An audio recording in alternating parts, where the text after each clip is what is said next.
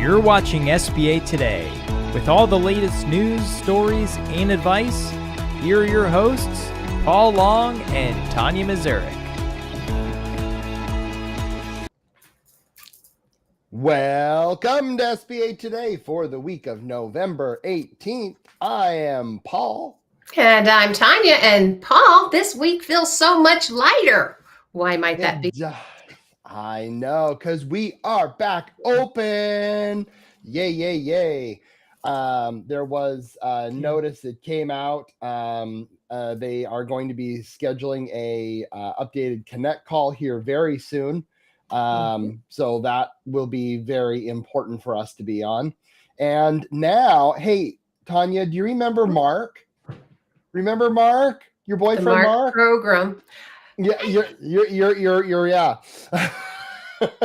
Okay, so I don't know if you guys remember the last show that he liked to tease me on this, because he knows I had somebody that I might have been smitten with that might have had the name Mark with a K. So then every time he wants to bring up this MARC program, he likes to bring up the fact that, oh yeah, some ship sailed away on me at some point. Well, hey, Mark was gone and then he came back like a typical man, right?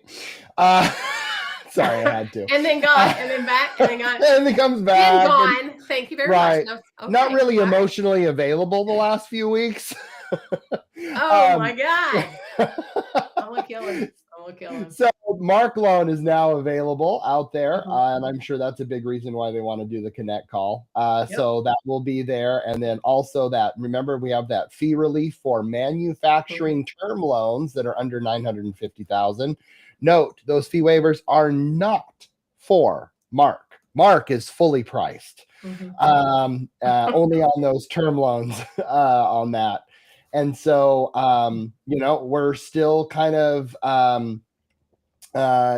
So I just keep in mind that on that manufacturing, they got to have that NACIS of 31, 32, 33. And it must be on their tax returns. I want to make that known again, because that has happened multiple times. Question for you. Make sure it's not on the tax return. Question for you on that, Paul, because I need to go look it up. Actually, I have one right now that could be considered a manufacturer, blah, blah, blah, but it's too large. It's like 5 million. Can they? Let's see. Let's discuss this. Can they get any fee waiver for the 900 and below, or only if it's 900 and below? Only if it's 900 and below. I thought so, but I was like, you know what? I'm going to throw it out there. But see, we don't know everything either, people. Well, and again, I really want to make sure you guys know that it has to be on their last filed tax return of 31, 32, or 33, or it will not qualify. Not, they just put in the wrong one, then amend the tax return. But that's that. Sorry, I just really want to. How many times have you seen that too? An amended tax return. I get it. Exactly. All right. Well, hey, another thing on here too is another SBLC license was sold yesterday. Mwah, mwah, mwah. We need to get some music on that. I need to get a board. Yeah. Madison, I want a board with music I can do. Peach Tree Group acquired the license from First Western SBLC. So you're probably like, yeah, and so what? How in the heck does this affect me as a lender, processor, underwriter, etc.? Because we live in a world of what's in it for me. Here's the deal. That's another non-bank lender. It doesn't have to worry about deposits and is going to go out and be your competition. So that it does mean something to you, because that's more competition. Okay. One thing that I thought was very interesting on this, I have my own personal opinions, which of course you will hear because I share it all. Because the PMC's PLP designation will focus on hotel owners. Along with a network of relationships we can leverage through our origination terms, we'll be able to provide efficient capital solutions for smaller transactions while supporting small business growth in hospitality and other industries. I wonder if AI did that. Like, it's nobody actually says that. Sorry. Anyway, right? Like, come on. Oh my God. So you're gonna focus on hotels. Good for you. There's no risk in hotels, so that's good. Keep in mind, if we have another COVID, then possibly the license will be for sale again. Well, it could be. That's my that one surprised me, Paul. That one surprised me. I mean, so many out there are like hotels. I mean, that's risky. That's challenging. It's got all kinds of hairy, funky stuff on it, right? And these guys are going to focus on it. So that's our free opinions that are not those of our employers. Of course, nothing that we say on here is the opinion of our employers, because otherwise we either get fired. They could be like, I hired somebody that's psycho. That would be for me. It could be she's emotionally unstable. Right. That's why you need Mark, who's unavailable. Oh, God. Emotionally unavailable. God, I hope that person is not listening. And yeah, that's very interesting. Okay. So we're moving on, because otherwise Paul will keep going with this. BizBuySell. I will. BizBuySell came out with Q3 2026 Business Acquisition Insight Report. And there's a lot of good things on the report that we're going to talk about. Overall, the big picture, business buying intensifies. 40% of buyers are corporate refugees in slowing job market. Amid the slowing job market, which, okay, got it. That makes sense. We've all seen actually, that. That shouldn't be a shock to anybody. Yeah. I'm like, okay. Transactions grow 8% year over year. Yay. Awesome. Median sale price declines 2%, reflecting weaker financial performance. Now, whoa. Again, that seems pretty, like we all should know that, right? With how the market has gone, it seems like things have been dropping a bit to me. Yep, I would agree. Okay. I think it's because cost of goods sold, tariffs, industries, like all of that play a part in that sale, would be my opinion. But 100% all of it play a part, as well as like if you think about historicals, and sometimes the historicals might have taken a dip or might have, do you know what I mean? And then they've come back. I know I've got one that I'm looking at that it's like this, right? Because it had the low season, then it had the up season. And it's hard for banks sometimes to wrap their heads around that when it comes to the sale of a business. And the freaking ad backs. I'm sorry, ad backs. Don't get me started. That's a whole nother call. Anyway, okay. And uncertainty around 2026 outlook influences buyer and seller timelines. Well, yeah. I mean, isn't that typical? No, I would think so too. Let's dive into a little bit more meat on this. A few more of them. Yes. Yeah. So over half, that would be 53%, because that's over 50% of small businesses owners surveyed by BizBuySell say tariffs have increased business expenses. While 62% report that inflation is not easing. Okay. Keeping prices for goods and supplies elevated. So I think that definitely does hurt a lot of, the purchase price. And tariffs aren't good. Paul, you know what? When I first read that, I read 60% report that inflation is not easy. And I'm like, no, it isn't. Not easing. I read easy, and I'm sitting there going, really? No. I mean, sort of. Anyway, you think? Okay.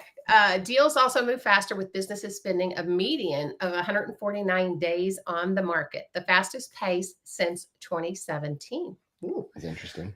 This compares to 176 days in the previous quarter and 164 days just a year ago. This faster pace underscores growing buyer interest and urgency to act on strong opportunities rather than attempting to time the market. Oh, that sounds almost like what they tell you as far as for investing in, real stock market. estate, right? Right, that too. I'm seeing a lot, and I'm sure you are too at your shop, that, there's a lot of, okay, I'm reviewed you. I like the business. I like the buyer. Go do your LOI. And then you sit back and you're like, I didn't win. Well, shit. Like, yeah. Okay. But there's a lot of competition on deals. I have a question for you. Mm-hmm. Do you do a lot of, like, when brokers come to you and they ask you to look at a business that they are selling, but you don't know who the borrower is yet. You're not working with the borrower yet. You don't even know if it's going to go SBA yet. What do you do? I look at it only from the side of the business. And I disclaim the heck out of my email stating it's all up to the buyer, because, based on the business, cash flow, assets, blah, blah, blah, it's this works. But if all of a sudden you have a buyer with, a credit score of 2 and a, net worth of $4, I mean, probably not so much of a deal. That's why when I see pre-qualifications, it's, I'm just not the biggest fan. I'm just not the biggest fan. So I just had one. That's why I bring this up, because I just had one, and it kind of goes in this. I mean, personally, how much is this thing going to appraise for? If it's a business acquisition, what is it going to appraise for? And how much is somebody going to buy it for? I mean, there's got that in there too. Anyway. Well, next they talk about restaurant. And restaurants had a moderately strong quarter. Restaurants are better. What? With closed deals up 2% year over year and 27% quarter over quarter. They had a 1% dip in medium sales price of $220,000, which I thought was very interesting. And restaurants saw a 4% year over year increase in cash flow and an 8% rise in revenue. And I think that's wonderful. Restaurants need a little bit of that relief. They need, because, I always look at the teriyaki restaurant who, buys their chicken, from Cisco or wherever. And where did that chicken come from? And did it cross the road? And did it make it? And how much was it? And was there tariffs on the chicken? It gets expensive. So, oh my God, did you see my most recent, one of my most recent posts that I put out there of me in the chicken house? Oh yeah, you bring up the Thank chicken. You. That's oh my God, good point. Make sure to check out Tonya's chicken. Anyway, Tonya's chicken. Apparently, I'm not as Southern as I used to be, because I didn't know what the heck I was doing in the chicken. Anyway, all right. Be realistic if you find a perfect business. Please. You mean just lowball them, right? Lowball, take your time. Maybe check others. Nobody else is looking at it because it's not, it's perfect. Get ready to compete with dozens of other buyers for it. If you find a mediocre business, I love this one. If you find it, the mediocre businesses, you might be the only one interested, and you could get a decent business for a bargain price. Now, people don't recognize this, and they're only going for the absolute slam dunks, right? If you find that bargain price, it's up to you then to make it into a better business, says Rebecca Carr of West Shores Realty in California. Now, I translate that into be prepared to work for what you want. You won't want to, or let's see, what is it? How did I say this? I said, be prepared to work for what you want. You won't want for work. Does that make sense? You won't want for work if you work for what you want. Anyway. That's too early. That's too many words.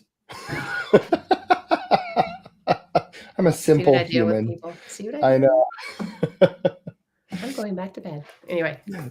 They continue on, too often we see individuals with access to cash or with large bank accounts looking to buy highly profitable, self-sustaining, absentee owner businesses. Ooh, they use the word investment, which pisses me off. They have the intentions of working 0 hours in the business because you can't buy a small business as an investment. You know what? I'm going to read that again. You cannot buy a small business as an investment. This is not a multifamily property.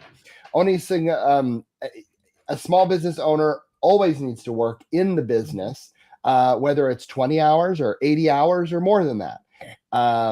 Some buyers have no idea what owning a small business is actually like, said Patrick Shealy of Santa Santa Rosa business in California and commercial.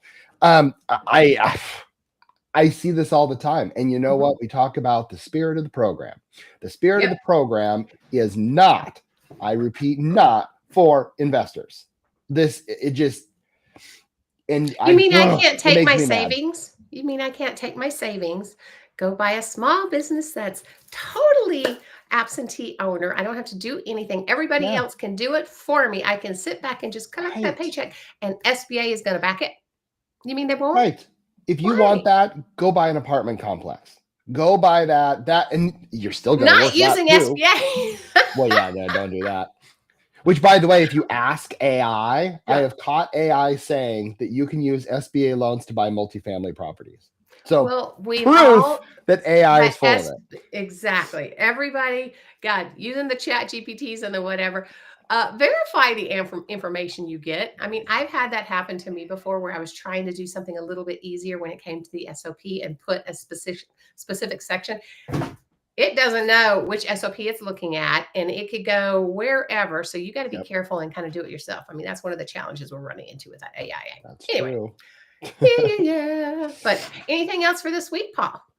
No, no, that's it. Kind of a light week. I'm sure we will have lots to talk about in the next upcoming weeks with the Connect call. And one thing that one more thing, I just kind of thought about. I didn't even put it on here, but there was, and I don't remember the number because I'm going off of memory. It's like, and that's $50 million was booked on E-Tran the day the government opened. Like it was a massive number.